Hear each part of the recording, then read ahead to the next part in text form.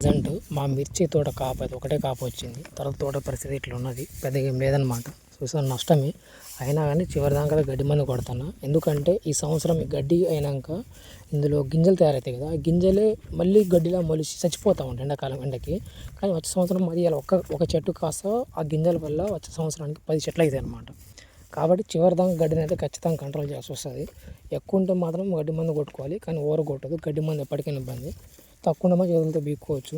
దీని ఇందులో స్పాట్ గడ్డి మందు ప్లస్ స్లో ప్లస్ మ్యాక్స్ అని ఉంటుంది, అది కూడా గడ్డి మందే. అవి 3 కలిపి కొట్టిన. మ్యాక్స్ ఎందుకు వాడతారంటే వయారి బామ కానీ తుంగ కానీ అలాంటివి ఉంటాయి కదా, అవి చావడానికి పనికి వస్తుంది అనమాట. సో స్లో అనేది కొంచెం గడ్డి తొందర రాకుండా దానికి చేస్తుంది. సో కొట్టిన కూడా మెల్లెమ్మటే వస్తూ ఉంది. అంటే మరీ గడ్డి దారుణంగా ఉండే, అందుకని ఇట్లా మామూలు కొట్టుకుంటూ పోయినా వచ్చింది. మరి వచ్చింది ఒక్కొక్క మొలకుంటే మనకి తోట మంచిగా ఉందంటే కొట్టుకోవచ్చు, లేకుంటే దున్నేయడం బెటరు.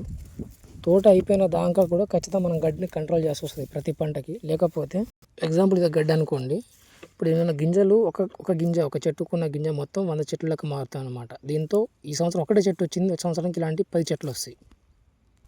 కాబట్టి ప్రతి పంటకి మన గడ్డి అనేది చాలా పెద్ద సమస్య అని చెప్పవచ్చు. అంటే ఒకటేసారి కంట్రోల్ అవుతుందని కాదు, కొంతవరకు ఈ సంవత్సరం కంట్రోల్ చేస్తే వచ్చే సంవత్సరానికి ఇంకొంచెం కంట్రోల్ చేయొచ్చు అని అర్థం.